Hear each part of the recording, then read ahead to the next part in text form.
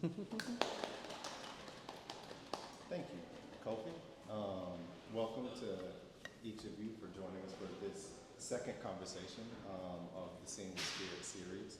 Our musician happens to also be our guest speaker for today, and we're going to go ahead and kick off with today's conversation. So it's a smaller crowd than we had before. Maybe we'll switch up how we have the conversation and make it more engaging right off the top. I know we have people passing through who may join us, but we don't have as big of a seated crowd. So maybe we'll change the format a little bit. I want to kick off maybe in the same way we did before, but I think I'll kick it out to the audience. Okay. Just asking you to start by telling us a little bit about who you are and just a tiny bit about your spiritual practice. Yeah. You're saying out to the audience, you want? Yeah, I think, you know how before I did all of the questions and then we invited the audience. Right, you want to leave some time in the middle. I think we'll do it that way. Okay. I'm much smaller to this. Yeah, so my name's Kofi again. Thank you all for coming to sit down. And my spiritual practice is heavily influenced by Quakerism, which is a denomination of Christianity that worships in silence. And I am Lakota, Ogallala Lakota, which are the Native Americans who lived in the North and South Dakota area, Midwest, all the way up to Canada. And I am heavily influenced by Buddhism and the Eastern traditions that teach chanting. And all of these traditions have deeply impacted my life to be able to understand that how we define God or what labels we put on spirituality, to me, I don't believe are as important as how we devote ourselves to a practice that connects us to whatever we call that unknown force that connects us all. And so Quakerism really opened that idea to me, because in Quakerism, they believe that you don't have to necessarily believe in major ideologies. You just have to respect this process which they have of sitting in silence for an hour, and anyone can be the preacher and stand up and share a message. So from there, it just opened me up later on in many different ways to discover ways that I can connect to God through silence, through music, through art. And that was the beginning. And it's a brief explanation of how I look at spirituality today. So I wanna take us back a little bit, because, and I said this at the beginning of our last conversation, I met you first and experienced you, and our first encounter was through magic. We haven't introduced or kind of brought magic into the room yet, and I'd love for you to talk a bit about the role that magic plays in your life. Yeah. And how you understand the connection between magic, your magic practices, and your spiritual practice. Yes, I love this idea that magic is not tricks. Magic is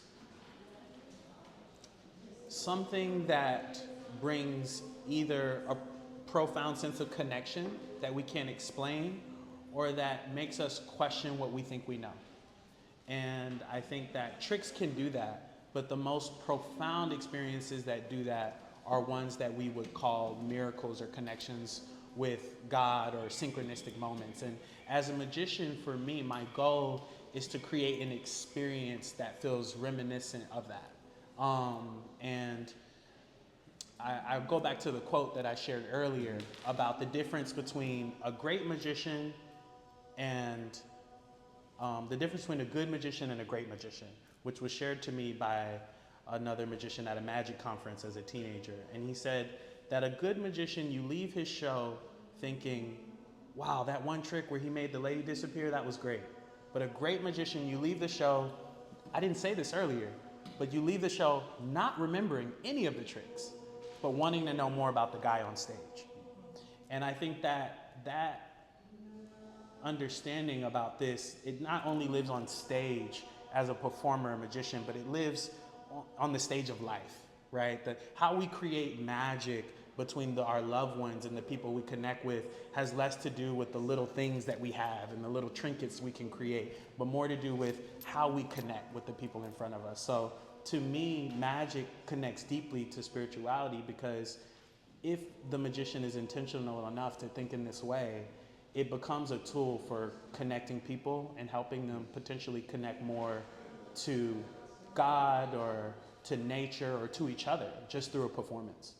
So we've talked about your spiritual practices a bit. Mm-hmm. We've talked about magic. We've talked about the intersection between magic and spirituality. And I'd like for us to talk about art for a bit. And it's funny, as I know about some of your kind of shamanic chants and backgrounds, and as I'm hearing this in the background, it's bringing it all together. It's bringing it all together.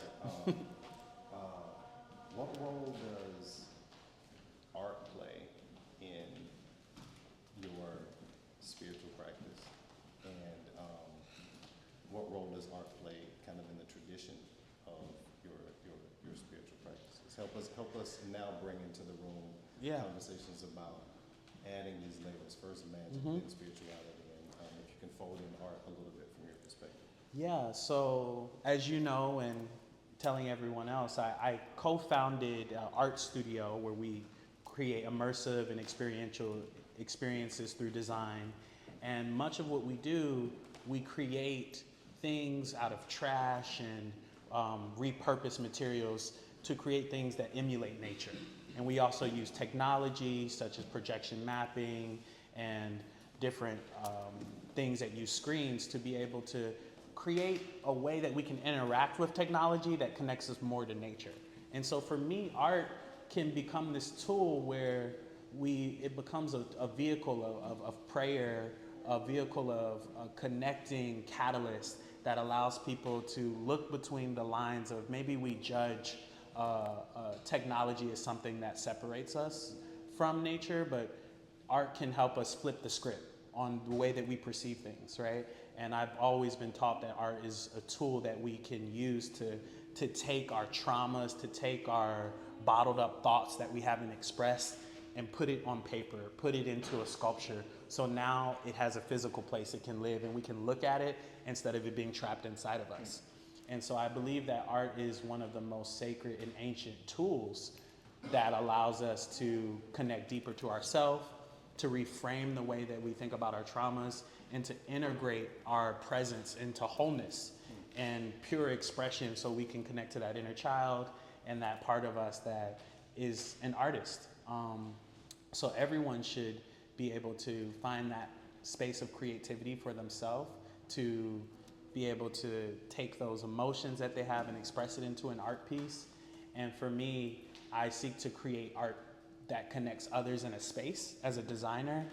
And as a magician, I love this idea that I said earlier, that a magician is just an actor playing the role of a magician.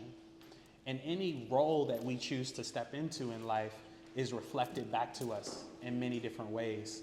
So as an artist, as a magician, I choose to have this understanding that when magic, art, poetry is done well, they all are the same thing. And so I think that any intentional artist starts to discover that art is spirituality.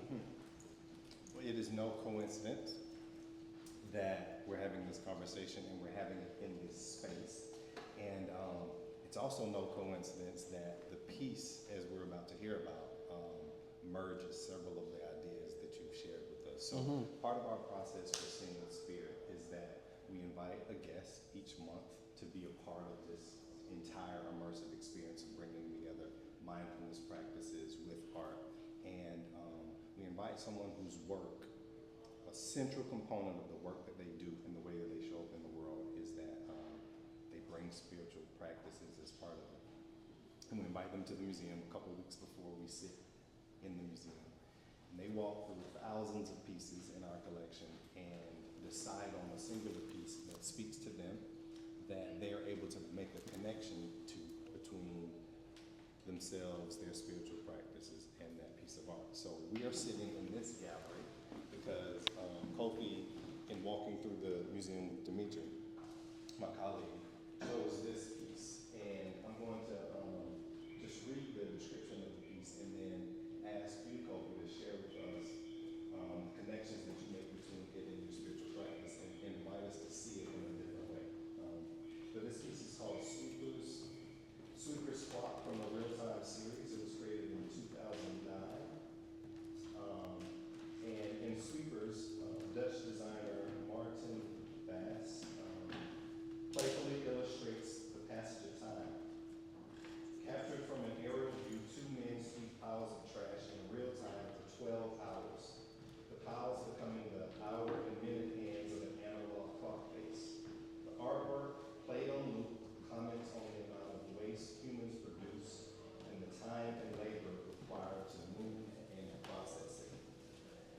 So as we hear that title and as we think about all the pieces that you could have chosen in this entire museum, why this piece and how do you connect this piece to your spiritual practice and how might we see that connection?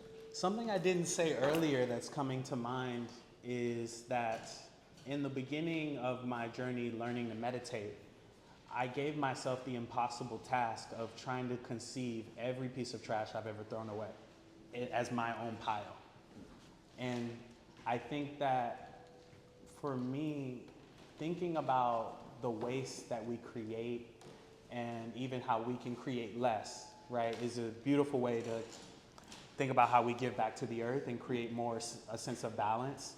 I mean, just learning about the way people live in Tokyo to where you have to like carry your trash with you and have this personal responsibility that you just can't throw your trash anywhere, for me is like a really powerful way that I hope eventually Western culture could somehow move into. But looking at this piece, I think about also those Tibetan sand mandalas and how after they did this, they probably picked up all the trash and threw it away.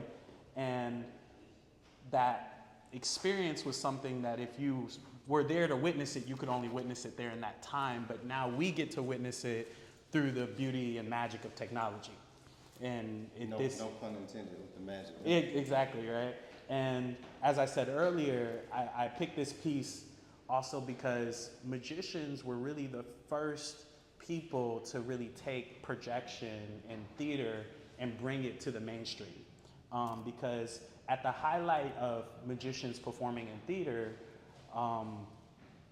magicians were the most popular form of entertainment. But then they started utilizing film to tell stories, to make ghosts appear on stage before people knew about film. And then film took over magic, and people wanted to go see films over watching a magic show. And so when I look at this, I think about how the magic of encapsulating a story through photography, video, it can allow us to slow down, connect to nature in a way that a lot of times we look at a screen and we want to move fast, we want to consume, and this piece allows us to move slower and potentially connect to ourselves and think about, like I said earlier, the amount of waste that you've contributed to the earth and potentially inspire you to create less. You know, I know my way of doing that is to be in tune with local farmers, to learn how to forage, even grow my own food, and to buy food in bulk so that it's not always in plastic. And I think that that is a spiritual practice. And to be able to take care of the earth and make these little steps, like if we all cared about it that much, we wouldn't have the issues of pollution that we looked at. So I think a lot of us are looking for really big solutions for climate change and the many political issues we have in the world right now. But I think a lot of times, if we just take those small steps to think about how we can reduce our waste and connect more to people in nature, go to the beach, slow down, then that could be the solution, you know? It's fascinating how, in sitting in front of this piece, and I've seen it, I've looked at it, I've read the description, and I love how in this conversation we're able to make connections between not only the art, but historical perspective on magic, which I didn't see coming, but also make explicit connections between, make inextricable, in your case, the connections between spirituality and sustainability. Yeah.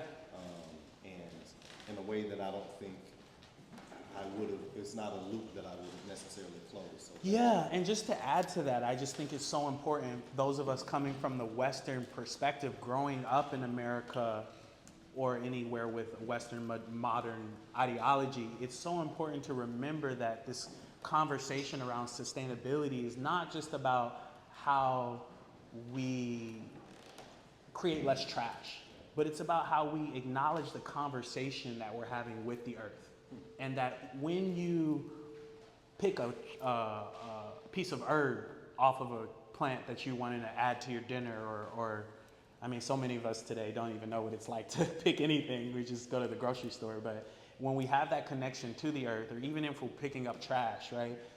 Being intentional to speak to the earth when we're doing these types of things helps us remember this cycle of life that indigenous and African ancestors understood that should really be a part of the sustainability conversation, because without that, we could pick up all the trash in the world, but we'll have the same issue because we're not speaking with the earth, because we're not connecting with our environment.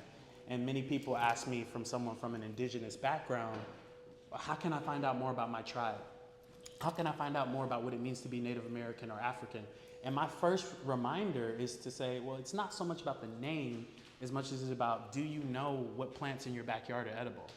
Do you know how to just sit down and listen to a tree? Those types of practices, I think, will solve a lot of the issues in sustainability if we can just learn to slow down first. My last question before we invite you all to share or ask questions. Thank you, Jimmy, for being here too. And in many ways, you've already done it, actually. But it is no mistake that we're gathered and we come from different backgrounds, different religious and spiritual perspectives. But what can you offer us to take away from this time together and from this conversation, no matter what our spiritual background is? How you doing? Thank you for being here. Thank you. No matter what our spiritual background is, or no matter what our perspective, what can we take away either from this art piece or from the perspective of your spiritual practice that we can leave with? Yeah, I think just going back to my framework as a performing artist and a magician, one thing I always love to share with people is that what makes a magician powerful on stage is his ability to connect to his audience. But what makes your ability to connect to anyone is your ability to tell stories. So I think as a magician, or as all of us acknowledging the magic within ourselves, the important part within our spirituality is to learn how to tell your story, to learn how to tell the challenging things you've gone through, as well as the blessings that you've experienced in life, is one of the most powerful gifts any of us can have. And I think stories is the language of the soul. And it is honestly, the first magicians were not the guys with card tricks, but it was the leader at the fire in the community who told the stories of how the sun came to be, you know. And I think that the mythology and the creation of our own life is so important to contemplate, write, journal, and share with others what you've been through. That's the most important thing, I think, as a magician for me. I've shared in my journey is to learn how to share your journey. Stories are the expression of the soul, is that? The language of the soul. Stories are the language, thank you. I gotta get that right. Thank you. Stories are the language of the soul. If nothing else, I'm gonna take that with me, and I invite you to take with you as you think and reflect more on your own story, as we think and reflect on each of the individual stories that these pieces in our collection are inviting us to think about. And thank you so much. Thank you.